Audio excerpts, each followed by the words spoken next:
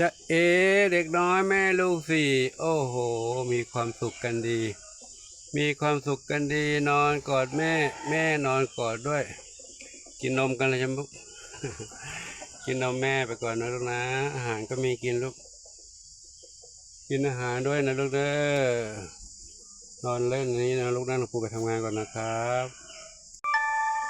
แม่เหมียวสองสหายอยู่ตรงนี้สองสหายนอนอยู่ตรงนี้กับแม่ลูกสองแม่ลูกสองเทาลายขาวอยู่นี่เนาะทำการตรงนี้แล้วก็เด็กๆทั้งหลายไปเล่นกันทางไหนตามหลวงปู่ไปหรือใครอยู่บนนั้นใครนะว้ายอันนี้น้องเทาขาวเนี่ยเทาขาวตอนนี้กลายเป็นสีดำไปแล้วลูกสีดำจำไม่ได้แล้วเทาขาวใช่ไหมลูกน้ำตาลขาวที่ตัวน้ำตาลขาวพูดเรียกผิดน้ำตาลขาวแล้วก็เทาขาว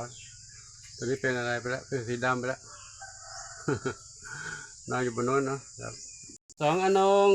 นงอยู่ตรงนี้กินน้ำเล่นกับพี่เล่นกับพี่คายพี่แพนด้า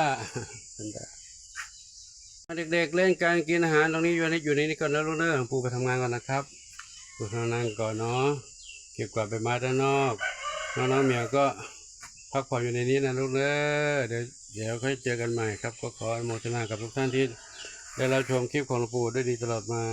และตลอดไปขอจงพบความสุขความเจริญมีความสุขกายสุขใจสมปรารถนาทั่วกันทุกคนทุกท่านเถิด